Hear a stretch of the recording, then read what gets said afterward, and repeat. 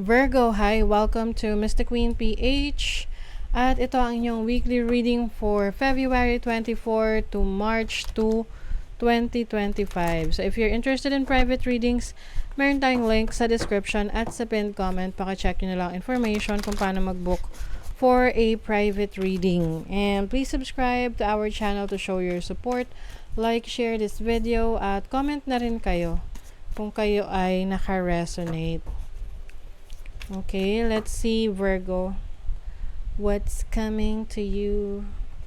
Ano yung energies for you this week? For Virgo. Nest home. So, focus nyo, bahay. Bahay nyo. Maaring meron kayong aayusin, lilinisin, aasikasuhin related sa inyong home life or family life. You also have air, which is message. Merong message, pwedeng message tungkol sa bahay. Halimbawa, kayo ay nag-loan sa bangko ng bahay, home loan. So, meron na tong update, or meron ka nang malalaman tungkol sa inaayos mo. Yung iba naman, you might be talking to a family member about an important matter. You have Phoenix, right? Oh, okay. This is about transformation or change. So, pwedeng iba sa inyo may pagbabago sa home life. Pwedeng lilipat kayo ng bahay, or hindi lang lilipat So, pwedeng lilipat yung iba, or pwedeng may i-renovate or aayusin sa bahay. Kasi may transformations, like meron ka ita-transform sa bahay mo. This can also mean na pwedeng ikaw ay parang nagbabalik. Uy, babalik ka sa bahay. Oo, may babalikan, or parang babalik sa iyong hometown. Your overall energy is the Empress. Wow. So, ang ganda nito kasi Empress is about abundance. This is about creativity, fertility, pagiging productive. So, this week, you're going to be very productive. Marami kang ma-achieve, marami kang ma-accomplish. Maaring meron mga creative ideas for you. Your challenge is the Queen of Wands. So, as a challenge, I think yung pagiging busy mo, pwedeng maging challenge yan sa'yo dahil may mga bagay na hindi ka maasikaso kahit na importante pa rin. Kasi pwedeng focus ka lang sa isang bagay na andun talaga yung interest mo. Okay, let's see your opportunity. Nine of Swords. You have the opportunity to release yung mga bagay na gumugulo sa isip mo. Pwedeng yung iba sa inyo, meron kayong kailangang kausapin or kakausapin this week na pwedeng itong taong ito ay concern sa sitwasyon mo ngayon, or itong taong to ay handang makinig sa pinagdadaanan mo. Your blessing is the Seven of Cups. So, as a blessing, magkakaroon ka ng clarity sa bagay na naguguluhan ka. In what area of life tong ino-overthink mo ngayon? Oh, okay, 12th house. This is about your mental health, no?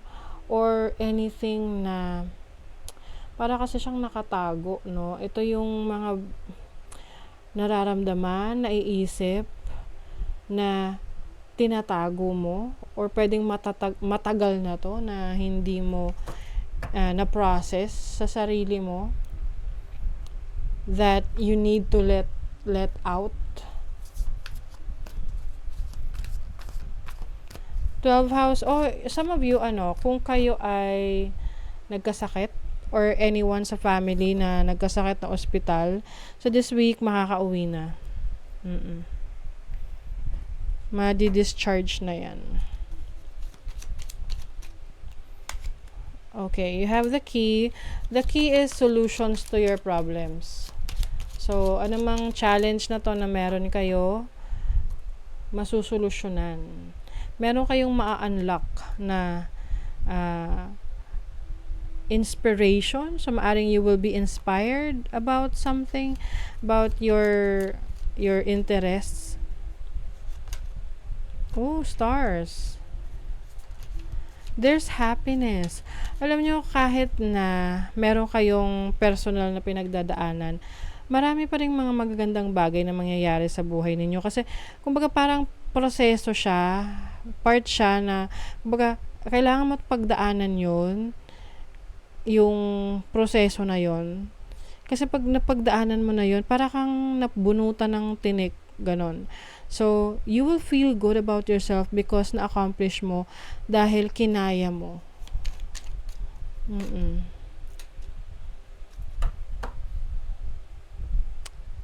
Merong good news. Good news coming in. Okay. Ito rin yung kaninang lumabas na good news. Maybe related sa family to or sa bahay ninyo. I'm sensing someone na makukuha nyo ulit yung bahay parang ganon. I don't know kung sa paanong paraan nyo makukuha yan. Syempre ito ay general reading.